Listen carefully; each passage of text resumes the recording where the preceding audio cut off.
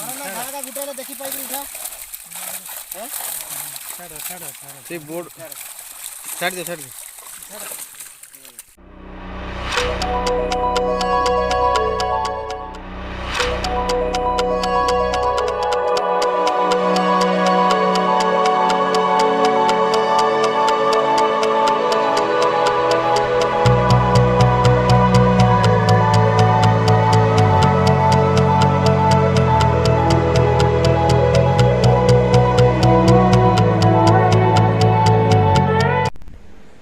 नमस्कार, मैं Vikas low cost advance fish farming channel में आपको स्वागत करता हूं। आज मैं मेनली डिस्कशन करने वाला एक ऐसे फिश के बारे में जो आपको जो नॉर्मली नेचुरल से बने हुए तालाब या जो तालाब बना कर तो रखे बहुत आदमी ने, लेकिन उनके पानी बाहर से आके भरते उन तालाबों में ये फिश बहुत ही हेल्प करता है आपको फिश फार्मिंग को अच्छा ग्रो कराने में या अच्छा प्रॉफिट कराने में। तो इसीलिए वीडियो को आप लोग पक्का प्रॉपर तरीके से देखना, स्किप मत करना।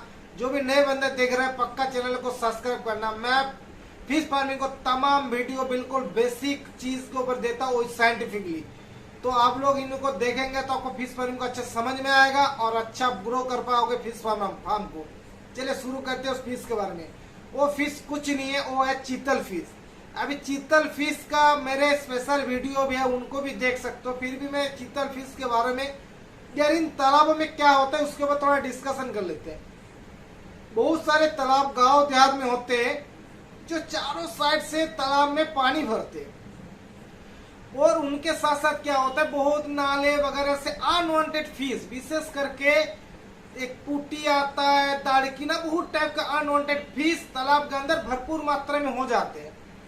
हम तो सीड छोड़ते हैं अपना काउंट के हिसाब से, लेकिन हम लोग उनके जो बायोमास है या उनके क्वांटिटी को भूल जाती है। इसके कारण क्या होता है, हम लोग जो फिश छोड़ते हैं कुछ दिन बाद हमारे तालाब के अंदर देखेंगे मछली का अच्छा सा ग्रोथ नहीं होता है। अनवांटेड रीजन से हमारा मछली ट्रेस में आते हैं, ग्रोथ नहीं हो पाते हैं, तालाब के अंदर बहुत टाइप का बीमारी हो जाता है, गैसेस फॉर्म करते हैं, प्लैंकटन अच्छे से रेज नहीं होते, एक काफी सारे मुश्किल होता है उनको। फिर हम लोग ये प्रोडक्ट डालो, वो करो, ये करो, करते करते हम लोग परेशान हो जाते हैं। आखिर तक देखते हमारा ना फिश का अच्छे ग्रोथ हुआ ना हम अच्छे से प्रॉफिट में जा पाए। तो इसीलिए इन चीजों को हमें दिमाग में रखना चाहिए। हमें बिल्कुल ही हमारा माइंडसेट बिल्कुल क्लियर होना चाहिए। हम फिश फार्मिंग कर रहे हैं तो हमें कितना बायोमास तक लेकर जाना है, हम कितने बायोमास छोड़ रहे हैं, हम कितना फीड दे रहे हैं, मेंटेनेंस में हम क्या क्या कर रहे हैं। तभी आप सही इक्वेशन करके रखोगे, तभी आप अच्छा सा फार्मिंग को लेके जाओगे, तभी आपको पता लगेगा हाँ मैंने कितना खर्चा किया और हमें कितना प्रॉफिट मिला।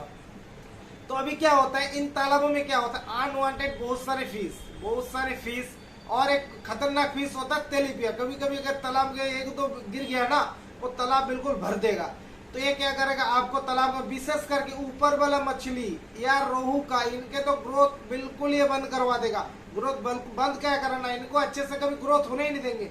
हम इतना फीड देंगे। अभी ये जितने भी अनवांटेड फिश है ना बहुत ही अच्छा फीडर है, बहुत ही अच्छा खादक होने के कारण अभी क्या होता है सेम स्पीसीज का एक बड़ा मछली एक छोटा मछली छोड़ दो ना, बड़ा मछली छोटे मछली को खाने नहीं देते, तो उनके लिए दिक्कत है। लेकिन ये जो अनवांटेड फिश है ना ये शरीर को मतलब इनमें इस टाइप से खुद को बना कर रखा, कैसे भी बड़ा हो कुछ भी हो ये फास्टली फीड को इंटेक करेगा। तो हम जैसे फीड देते हैं तालाब के अंदर ये क्या करेगा हमारा फीड को पहले इंटेक करेगा। एक तो किया है क्या हमारा फीड को, क्योंकि ये हम लोग पकड़ के अच्छे से बेच नहीं पाते। हाँ इनके भी अच्छे रेट होते ये नहीं बोलूंगा, लेकिन हम सही मायने में इनको अच्छे से पकड़ के बेच भी नहीं पाते। दूसरी बात इनके टोटल क्वांटिटी टोटल बायोमास भी हमें समझ में नहीं आता। इसलिए हम तालाब के अंदर जो भी प्रोडक्ट है जो भी चीज इस्तेमाल करते हैं उनके सही से कैलकुलेशन नहीं बैठा पाते, जिसके कारण बीमारी भी हो उनको बीमारी मुक्त करने के लिए जो भी दवाई दे या तालाब का कोई प्रॉब्लम हो उनके बाद जो भी प्रोडक्ट इस्तेमाल करें उनके सही क्वांटिटी हमारा सही नहीं होने के कारण हम वो चीजें मार खाते, क्योंकि वो सही चीज इस्तेमाल नहीं करेंगे तो वो चीज जाएगा नहीं, फिर हमें एक्स्ट्रा खर्चा हो जाता है इससे। तो इन फिशों को हमारा तालाब से नहीं रहना चाहिए अच्छा अगर फिश फार्मर हो। तो अभी क्या होता है कुछ सरकारी तालाब होते हैं बाहर के तालाब, उनमें हम जहर का प्रयोग नहीं कर सकते ना हम पानी को सुखा सकते, तो उनमें हम इन मछली को कैसे कंट्रोल में करें। कंट्रोल तो हमें करना है, तभी हम अच्छा फिश फार्मिंग करें। इसके लिए सबसे बेहतरीन उपाय है, हम तालाब के अंदर चीतल फिश को ऐड कर सकते हैं।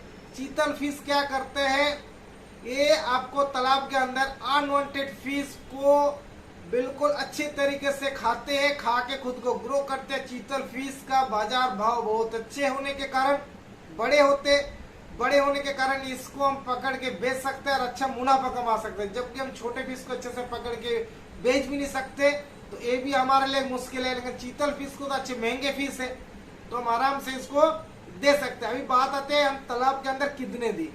देखिए, पर डेसिमल 1 पीस भी हम दे सकते हैं, तब दे सकते हैं जब हमें अनवांटेड फिश तालाब के अंदर भरे हुए। सबसे बेस्ट होता है 3 डेसिमल में 1 पीस छोड़िए या 2 डेसिमल में 1 पीस छोड़िए। बात को समझने की कोशिश करिएगा। अगर मैं 2 फिश छोड़ता हूँ, अगर 1-1 किलो करके होता है, तो सिंगल फिश 1 साल में लगभग 2 किलो 2.5 किलो हो जाएगा। तो ज्यादा फिश छोड़ने से कोई मतलब नहीं है, क्योंकि ये सीड हर जगह अवेलेबल नहीं है, बड़े महंगी भी आते हैं, बिल्कुल काउंट करके आते हैं। तो काउंट करके मंगवाइए और तालाब के अंदर छोड़िए। पर डेसिमल नहीं, 2 डेसिमल में सिंगल पीस छोड़िए, एनफ होगा आपको छोटे मछली के लिए। दूसरी बात, ये क्या करते हैं, बहुत ज्यादा बड़े फिश को नहीं खाते। इनको अगर फीड को कमी हो जाएगा तभी जाके, लेकिन फिर भी 100 ग्राम के ऊपर वाला मछली नहीं खा पाते, उनसे छोटे ही मछली खाते हैं। अगर इनके पास छोटे मछली अवेलेबल है तो कभी बड़ी मछली की तरफ जाएगा नहीं। अगर हम इसको छोटे हालत में छोड़ देते हैं, छोटे फिशेस के साथ हम जब छोटे छोड़ेंगे तो छोटे फिश भी कभी बड़ा हो जाएगा, ये भी बड़ा होगा, तब तक वो तो पकड़ के वो हमारा जो फार्मिंग वाला फिश है उसको खा ही नहीं सकता, ये सिर्फ अनवांटेड फिश को खाएगा। दूसरी बात, तेलेपिया वगैरह या ये जो अनवांटेड फिश है ना, साल में काफी बार ब्रीडिंग करते हैं, सबसे बड़ी प्रॉब्लम है।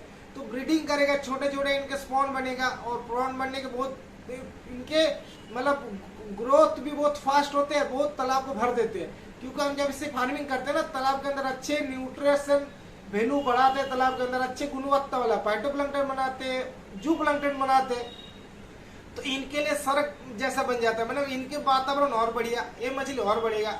लेकिन चीतल फिश क्या करेगा, इनके जैसे छोटे छोटे स्पॉन होगा, छोटे चीज को खाता रहेगा, जिससे क्या होगा, इनके ग्रोथ में इनके जो क्वांटिटी इंक्रीज होता है, इनमें रुकावट होगा, उससे हम फीस ले सकते हैं।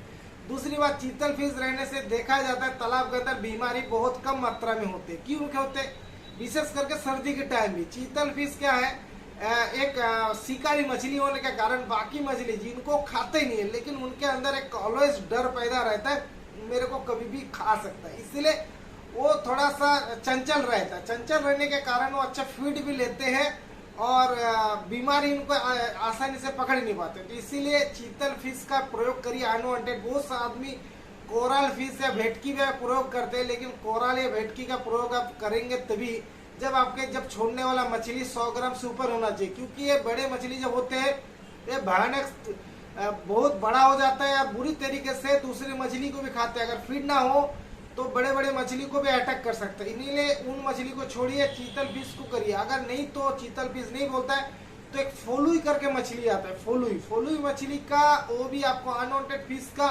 ग्रोथ को काफी हद तक रोक देगा। लेकिन उनकी एक दिक्कत होता है, फोलुई फिश खुद तालाब के अंदर ग्रोथ करते हैं, ब्रीड करते हैं, लेकिन वो भी बहुत ज्यादा बढ़ जाता है। तो फोलुई फिश का इतनी ज्यादा डिमांड नहीं है बाजार में, क्योंकि ज्यादा बड़ा होता नहीं है, 300-400-500 तक ही होते हो मैक्सिमम। लेकिन चीतल फिश एक साल में अगर अनवांटेड फिश ज्यादा है तो आपको 2.5 किलो 3 किलो आराम से क्रॉस करेगा, जो बाजार भाव काफी है, 500-600 रुपया किलो रहता है। तभी इन फिशों का इस्तेमाल करिए और फिश फार्मिंग को अच्छा ग्रोथेबल फिश फार्मिंग बनाइए। मेरे छोटे छोटे वीडियो जो कंटेंट में बताता हूँ वो आप लोगों को कितना हेल्प कर रहा है, थोड़ा पक्का लिख के बताना। जो नए कुछ कंटेंट चाहिए तो पक्का चैनल में लिख के कमेंट करके बताना मेरे को, सर इस विषय के ऊपर थोड़ा डिटेल्स वाले वीडियो चाहिए। मैं पक्का उन चीज़ों को आप लोग को डिटेल्स वीडियो में बना के दूंगा। जो नए बंदे देख रहे हैं पक्का चैनल को फिर बता रहा हूँ सब्सक्राइब करना, और जो पुराना बंदा अच्छा लग रहा है तो पक्का चैनल को आप लोग थोड़ा शेयर करिए, जिससे मैक्सिमम बंदे का बेसिक चीजेस को जाए और वो फिश फार्मिंग को अच्छे से समझ पाए और अच्छा से अच्छा फिश फार्मिंग को ग्रो कर पाए। चलिए नेक्स्ट वीडियो के लिए नमस्कार, जय हिंद।